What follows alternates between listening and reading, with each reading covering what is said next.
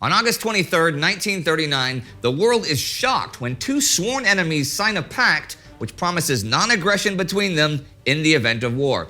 Named after the foreign ministers who sign it, the Molotov-Ribbentrop Pact guarantees peace between Nazi Germany and the Soviet Union. But this is not the treaty's only provision.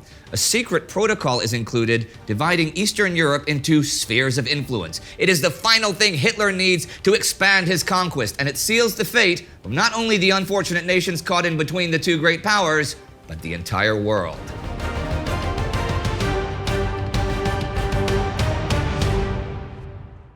Welcome to Between Two Wars, a chronological summary of the interwar years, covering all facets of life, the uncertainty, hedonism, and euphoria, and ultimately humanity's descent into the darkness of the Second World War. I'm Indy Neidell. Now, if you've been following this series, you'll know that the USSR and Nazi Germany are not exactly the best of friends. They both promote ideologies, communism on one side, National Socialism on the other, that have radically different visions of what the world should look like. When Adolf Hitler comes to power in Germany in 1933, some of the first victims of Nazi terror are communists. Then the following year, the Soviets start pushing communist parties throughout the world to ally themselves with more moderate parties in anti-fascist popular fronts. And then in 1936, when civil war breaks out in Spain, both sides fund opposing sides to such an extent that it almost becomes a proxy war. Throughout this, rabid denunciations are consistently pumped out by their propaganda machines. So these enemies suddenly signing a non-aggression pact comes seemingly out of nowhere, has no precedent, and makes no sense, right? Well, Soviet-German relations have always been more complicated than just two adversaries battling it out and then suddenly not.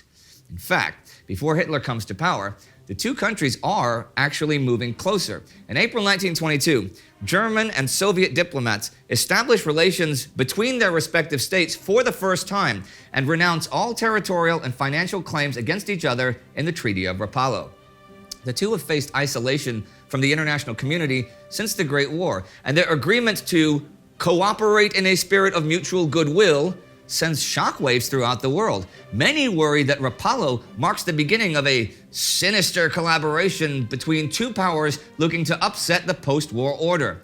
If you've been watching this series for a while, you'll understand that fear. Germany is bitter about the terms of the Treaty of Versailles, which place heavy restrictions on military rearmament and has stripped territory from her. On the other side, the Soviets want to reestablish the larger borders of the former Russian Empire, trying and failing, most notably in the Polish-Soviet War. The Rapallo relationship is intended to work around all of this, and a productive relationship soon emerges. In fact, even before Rapallo is signed, the Soviet Union is giving German industry and military space away from Allied eyes to secretly produce and even test weapons of war like aircraft and tanks, poison gas. Continually fearful of a revolution back home, though, German leaders remain anti-communist, and the relationship is always a troubled one. Still, a range of economic and legal agreements are concluded in 1925. In 1926, the two countries sign a treaty of friendship and neutrality, which they then extend for another 5 years in 1931. But Hitler's rise to power in 1933 dramatically changes the picture. He has made a career out of loudly and publicly bashing communism, in particular, the so-called Judeo-Bolshevik regime in Moscow. In a 1923 speech, he screams, "What is the Soviet Star? It's the symbol of a race which is about to take over power from Vladivostok to Western Europe. The rule of the Soviet Star will only be a paradise for Jews, yet a slave colony for all others." He has also repeatedly called for Eastern Europe and Russia to be conquered as Lebensraum, living space, for the German nation. He looks down on the Slavic peoples too. The anti-Soviet propaganda in what is now Nazi Germany is virulent, but it does not immediately lead to a change in foreign policy. In fact, in March 1933, Hitler announces that Germany's relationship with the Soviet Union will not change, and in May even re-ratifies the 1926 treaty. Nevertheless, continuous antagonistic speeches and propaganda campaigns soon lead to an inevitable deterioration in relations. Government officials do try to stem this, stressing Germany's need for the vital raw materials the Soviet Union has. And as he becomes increasingly involved in managing the economy, Hermann Goering, one of the most powerful men in Germany, takes a particularly close interest. In May 1936, he personally tells the Soviet trade mission in Berlin that he's prepared to assist them in any way possible, and even involves his cousin, Herbert Goering, in trade negotiations. In October that year, a memo is sent round to Foreign Office officials reminding them that Soviet goods are needed now more than ever. And then in August 1937, the German embassy in Moscow was told that the condemnation of Soviet policy should not get in the way of trade policy. On the other hand, Hitler signs the anti-Comintern pact with Japan in November 1936, then Italy in November 1938, agreeing to fight the global spread of communism. The outbreak of the Spanish Civil War also then sees the opposing powers pitted against each other, as I said, albeit indirectly through proxies. All this means that despite some efforts to revive economic relations, the outcomes are mostly disappointing. But meanwhile, Soviet foreign policy has been taking a new direction. Soviet diplomats have slowly been coming around to the fact that the USSR needs a more productive relationship with the Western powers, and the increasingly aggressive rhetoric of Nazi Germany only accelerates this. The Soviets decide to adopt a policy of collective security, a term you might recognize if you saw our 1938 episode on appeasement. It's more or less the same concept here, a strategy of mutual defense to contain the Nazi threat. The People's Commissar for Foreign Affairs of the Soviet Union, Maxim Litvinov, sums up this policy already in December 1933. It can scarcely be doubted that in the present international situation, no war, wherever it may break out, can be localized, and no country can be certain that it will not be drawn into the war once it has begun. The Soviet Union, therefore, is interested not only in its own peaceful relations with other states, but in the maintenance of peace generally. With this in mind, Soviet diplomats begin a policy of rapprochement with the French and even allow themselves to be persuaded to join the League of Nations in September 1934. So, the Soviets are pretty keen on collective security. But again, if you've seen that episode on appeasement, you will know that Britain and France are pretty bad at living up to these obligations. This becomes obvious to the Soviets straight away. Upon joining the League, they enter in collective security negotiations for Eastern Europe. But this struggles to go anywhere, with Germany and Poland both demanding non-aggression pacts over collective security. So to push things forward, Soviet leader Joseph Stalin grants an audience to British Foreign Secretary Anthony Eden when he's visiting Moscow in March 1935, something he rarely does for non-communist politicians. He explains to Eden, "There are here in this room 6 people. Imagine that between ourselves, there is a pact of mutual assistance. And imagine that, for example, Comrade Maisky wanted to attack one of us. What would happen? We would all join forces to beat Comrade Maisky. It is the same with the countries of Eastern Europe." Okay, poor Maisky was probably left trembling at Joseph friggin' Stalin singling him out as a potential enemy. But it fails to make much of an impact on Eden. British support for the pact is not forthcoming, nor is there any from France, so the negotiations fall through. Now, the Soviets' collective security policy does see some success in May 1935 when they sign a treaty of mutual assistance with France. But this is little more than a piece of paper. And the following years will see collective security unravel as the Allies sink into the pattern of appeasement. France and Britain failed to do anything in the face of the Italian invasion of Abyssinia in October 1935, and remain mostly passive in the face of Germany's remilitarization of the Rhineland during March 1936. The Soviets are disappointed even more when the West adopt a policy of non-intervention during the Spanish Civil War. Most people put continual Anglo-French passivity down to war weariness and their weak economies. But in Stalin's eyes, appeasement has a much more sinister motive. In his opinion, the Second World War already starts in July 1937 when Japan invades China. At the 18th Party Congress in March 1939, he will tell the delegates that a new imperialist war is already in its second year, a war waged over a huge territory stretching from Shanghai to Gibraltar and involving over 500 million people. The map of Europe, Africa, and Asia is being forcibly redrawn. The entire post-war system, the so-called regime of peace, has been shaken to its foundations. In Stalin's eyes, appeasement is not a means to avoid such a war, but to pull the Soviet Union into one, where it will fight against Germany and Japan until all sides are exhausted and the capitalist democracies can dance in and claim victory. Stalin assures his delegates that the Soviet Union will not be drawn into conflicts by warmongers who are accustomed to have others pull the chestnuts out of the fire for them. Now, as we will see in a minute, Stalin's foreign policy objectives are a bit more cynical than simply wanting to keep himself out of an imperialist war. But such a conspiratorial mentality explains the Soviets' behavior during the Sudeten crisis months earlier in September 1938. It matters little anyway. The great powers meet at the Munich conference without inviting Czechoslovakia or the USSR and agree that Germany can have the Sudetenland. Czechoslovakia is pressured to accept the loss. In March 1939, Hitler occupies the rest of Czechia, and it's clear that he now has his sights on Poland. Even politicians in the Weimar era before him refused to accept Germany's eastern borders and the existence of a Polish nation. And Hitler now sees his chance to restore Germany to its former size and secure Lebensraum. The Allies finally abandon appeasement and get serious about an alliance with the Soviets.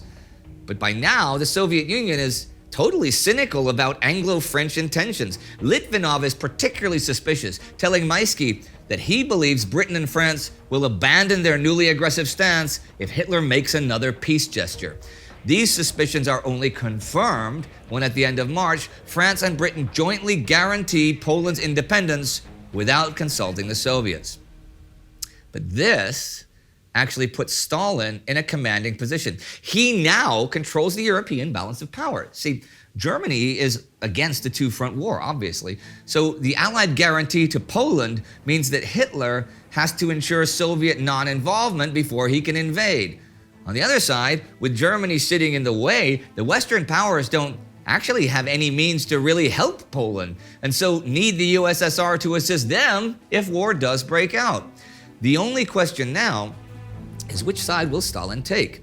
The Allies press hard for the Soviets to commit to a triple alliance. Litvinov offers them a plan for one, but it has some pretty strict terms. Not only does it require an all-encompassing war-fighting alliance, but it also asks for a guarantee of all Eastern European states bordering the USSR and a British announcement that their guarantee to Poland is directed solely against Germany.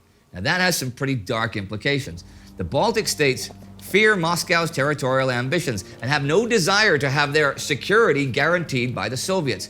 And why would the guarantee for Poland not be against all enemies? The French and British are unenthusiastic about such strict terms, and the proposal makes little headway. Well, Stalin sacks Litvinov in early May and replaces him with Vyacheslav Molotov. Now, there is a flurry of speculation at the time, which continues to intrigue historians today, that this is a prelude to Stalin cultivating an alliance with the Nazis. Litvinov is Jewish and supposedly favors an alliance with the Western powers. So maybe his firing is a goodwill gesture? The Nazi government certainly seems to think so. The German press is instructed to cease all polemics against the Soviet Union. And the German ambassador in Moscow, Friedrich Werner von der Schulenburg, tells German Foreign Minister Joachim von Ribbentrop that he believes Stalin desires an understanding with the Rome-Berlin axis. Okay, we cannot actually definitely say that this is Stalin's intention. Molotov is perhaps the closest to Stalin both politically and personally. And with Stalin wanting to take a much more active role in Soviet foreign policy, the new Foreign Affairs Commissar can be trusted to follow through on whatever Stalin desires. Plus, the new appointment does not see any immediate change in Soviet policy towards Germany anyway, despite the latter's repeated efforts to work out a deal, which I will come to shortly. The Anglo-French-Soviet bartering continues throughout the summer. The Western powers gradually give more and more ground to the Soviet position of an all-out defensive alliance, and eventually agree to formal negotiations. Talks open in Moscow on August 12th, but a hurdle emerges pretty quickly. Soviet diplomats demand that the Red Army have free passage through Poland and Romania. This is not a mere strategic demand. Though there is continual debate on his motivation behind it, Stalin does have clear territorial ambitions in Eastern Europe. The most innocent interpretation here is that he wants to create a buffer zone between the USSR and Germany. A more cynical interpretation recognizes that, although the Soviets are supposedly committed to anti-imperialism, Stalin sees this as his chance to expand his borders and powers to match the old borders of the Russian Empire and beyond. But the Allies just are not willing to let that happen. The Soviet condition basically means selling out Poland and the Baltic states in the name of their security. They refuse the demand. The negotiations break down just 9 days after they began. Looking back 80 years later in hindsight, Poland and the Baltic states were absolutely right about Stalin's motivations and his territorial ambitions to take their lands one way or another. I mean, even at the simplest level, if, for example, Poland or parts of it is to be a buffer, then you don't need the Baltics as a buffer. So why come down on them too unless you want their territory? Well, the negotiations also failed because Stalin now has another alternative. While all this is going on, Germany has also been trying to woo the Soviets. On June 28th, Ambassador Schulenburg meets with Molotov and tells him that Germany not only wants to normalize relations with the USSR, but improve them, assuring him that Hitler has no Napoleonic plans in Russia. Indeterminate backs and forths like this continue throughout July and early August, with both Schulenburg and Ribbentrop repeating their desire for better relations. Molotov and Stalin slowly warmed to the idea, and finally, on August 17th, while Anglo-Soviet-French negotiations are underway, Molotov hands Schulenburg a formal proposal for a non-aggression pact, along with a secret protocol. Schulenburg pushes for his boss Ribbentrop to be invited to Moscow, and on the 19th, Molotov agrees that he can come the 26th. This is not soon enough. On August 21st, Schulenburg hands Molotov a personal letter from Hitler to Stalin, which tells him that the tension between Germany and Poland has become intolerable. Polish demeanor towards a great power is such that a crisis may arise any day. Stalin concurs, and Ribbentrop arrives in Moscow August 23rd. Stalin does most of the talking, and matters are soon settled. Molotov and Ribbentrop sign a non-aggression pact whose first article states that both high contracting parties obligate themselves to desist from any act of violence, any aggression, and any attack on each other, either individually or jointly with other powers. The announcement shocks the world, and people immediately start asking questions. Britain and France have been pushing for a treaty for months. What is Hitler offering that they can't? Moscow insists that talks with the Western powers failed, not because Germany offered a better deal, but because Britain and France were insincere in their negotiations. But this is a lie, and observers are right to be fearful.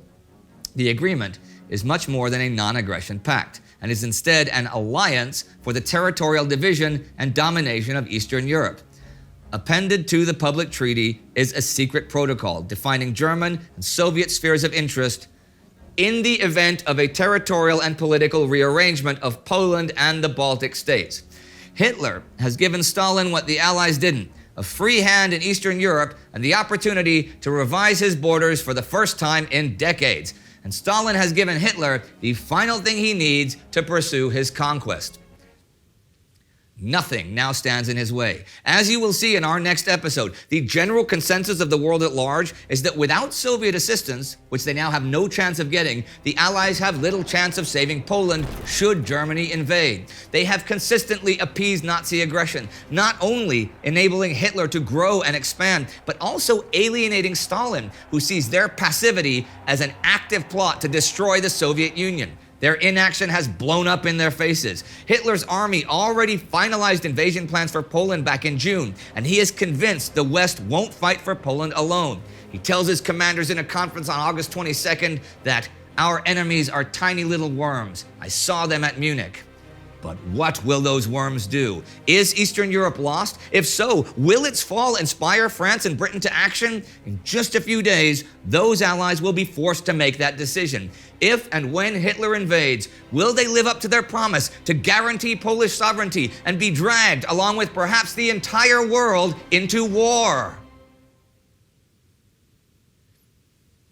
If you would like to verify for yourself that Joseph Stalin wanted to take over the Baltics, you can click right here to watch that happen in 1940 on our World War II in real-time channel. Our TimeGhost Army member of the week is Andrew Goss. It is because of people like Andrew in the TimeGhost Army that we can continue making content like this.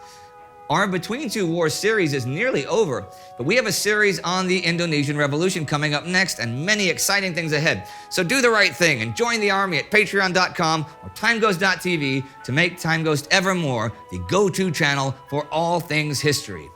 And thinking back over everything we've covered today, you may remember what Abraham Lincoln once said: "Do I not destroy my enemies when I make them my friends?" It's good vodka.